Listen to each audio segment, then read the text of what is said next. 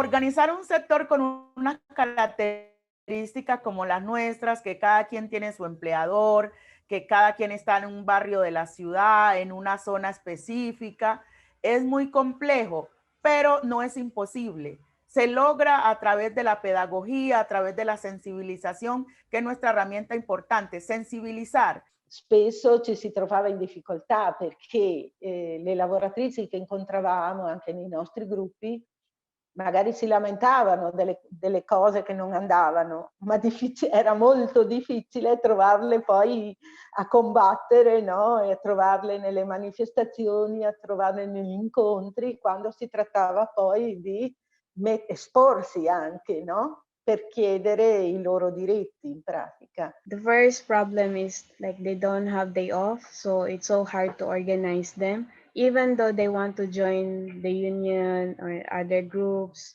to have some, to know their rights, it's so hard for them to go out. If they have a day off, the employer will deduct another 1 day salary for them, even though they only go out for a few hours. Ecco, ogni lavoratrice è sola, non hai i punti, non hai il luogo come può essere una fabbrica, un ospedale, dove le lavoratrici sono lì, discutono insieme, parlano. Bisogna avere questi luoghi che oggi sono un po' mancati. Antes de la pandemia hacíamos talleres en los propios lugares donde estaban las trabajadoras de hogar. Hacíamos como si fuera como estaba organizado el trabajo antes, ¿no? En las fábricas se hacía desde allí sensibilización. Pues nosotras, como no podemos entrar a los hogares, pues vamos a los parques, vamos a los comercios, vamos a los locutorios y vamos a las paradas de autobuses donde nos podemos encontrar con otras trabajadoras de hogar que no están organizadas. Domestic workers organizations play a fundamental role in the politicization of domestic workers, making them aware of their own value and of the strength they can have collectively. And they also play a big role in transforming domestic work in a political issue, which deserves to be debated publicly and to be regulated in a new way, extending the rights given to this category of workers, their social rights and their labor rights. And this is far from being a trivial achievement if we consider that the unionization and the collective organizing of the sector have long been seen as impossible, literally. And even today, there are many difficulties related to the fragmented nature of this workforce. And this idea of an unorganizable workforce is actually turned upside down by the activism of domestic workers who reclaim the value of their work as decent work. Si Adelita tuviera un contrato, sus papeles podría arreglar.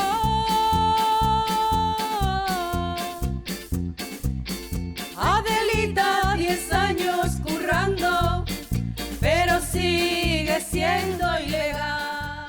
Apesar de que a maioria da nossa categoria é formada por mulheres negras. Então, quando a gente fala dessas questões, tem vários outros recortes incluídos, que é o recorte do gênero, da raça, da escolaridade. São coisas que são pequenos detalhes, mas que a gente tem que observar, porque quando a gente vai falar sobre as condições de trabalho doméstico, todos esses recortes, né, todas essas questões, elas entram sim. La discriminación va por ese lado, por ser indígena, por ser afro, por ser mujer, por ser analfabeta y por ser del campo. Ahí están la discriminación a flor de piel, como decimos también acá. Very often the attitude is that of, this is a servant, this is a low class, they are low class, they are down on the hierarchy of work because they do cleaning work, they do work with their hands, so they are Dalits or they are scheduled castes, and therefore they cannot be allowed into certain areas of the home. You see, so the pollution factor and the caste discrimination factor also operates. It is to such an extent that women who clean our toilets are not allowed to use those toilets.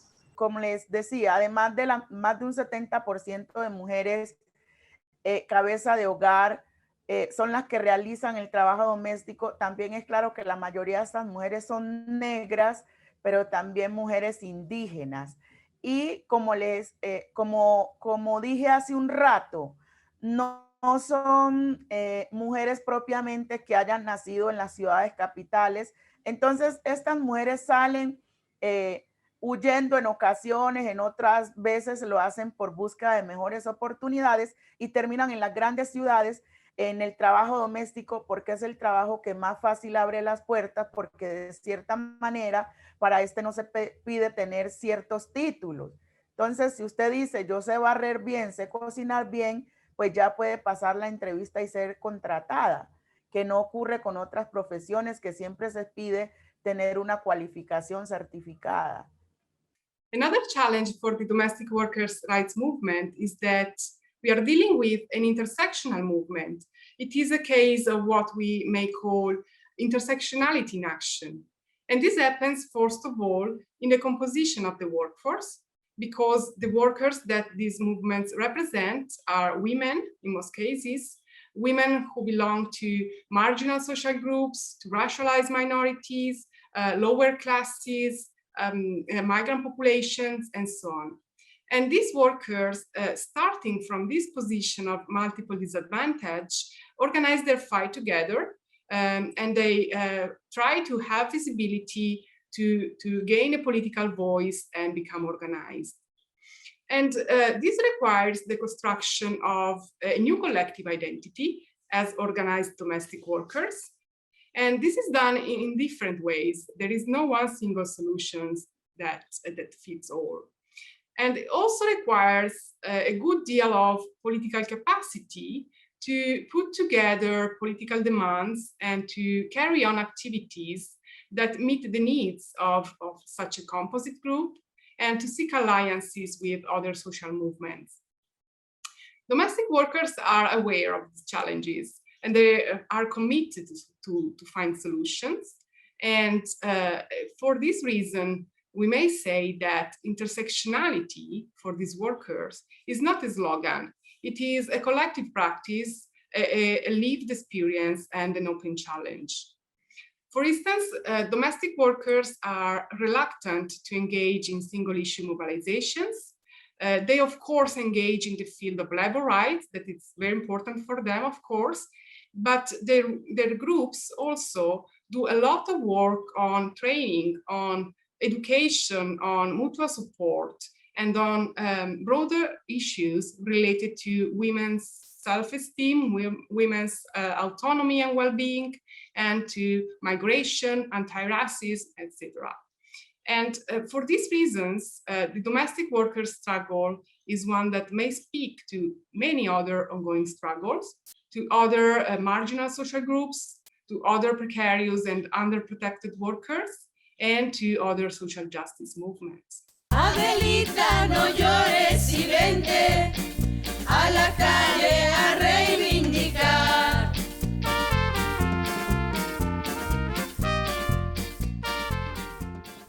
Alliances with other labor sectors are actually absolutely crucial. Política partidista, no.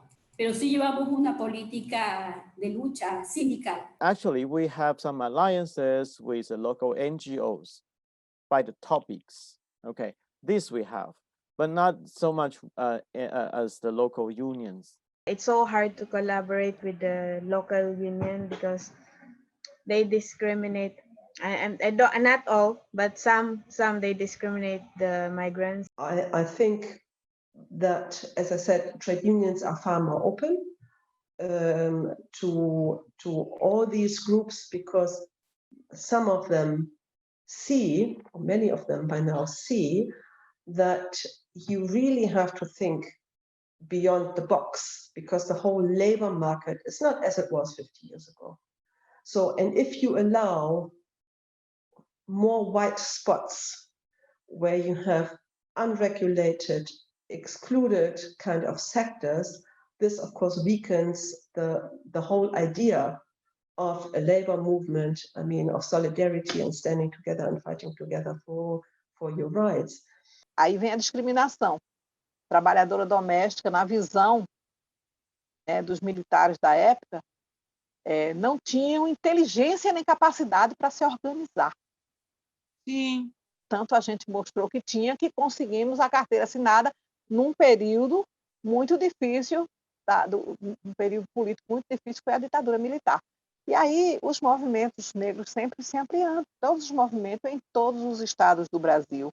Os sindicatos de trabalhadoras domésticas sempre contou com apoio do movimento feminista, dos movimentos sociais. Nos atraviesan situaciones como la vivienda, la educación, la salud, las pensiones, o sea, todas estas luchas y todos esos derechos también nos atraviesan a las trabajadoras de hogar. Entonces, para nosotras es muy importante que estemos todas en esta lucha, porque realmente nos vamos a beneficiar todas. Las trabajadoras de hogar también tenemos la situación de la vivienda.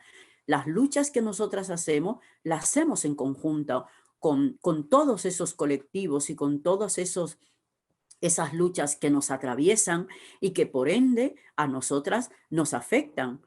A luta é grande e ninguém faz uma luta desse tamanho sozinha. Então, em todo o tempo, desde que a luta começou em 1936, se não houvesse os apoios que temos, com certeza nós não teríamos chegado até onde chegamos. Falta algumas coisas ainda, para a gente falta alguns direitos que a gente considera que é importante igualar, falta. Porém, nós já avançamos bastante e a gente avança exatamente quando a gente tem pessoas, né, comprometidas em nos ajudar, porque uma entrevista dessas, ela não é só a pesquisadora que vai apresentar uma entrevista, não sei se vai servir para alguma tese ou não. Ela também tem um retorno para a gente. De que maneira? Tem um retorno de que está divulgando e está fortalecendo a nossa luta.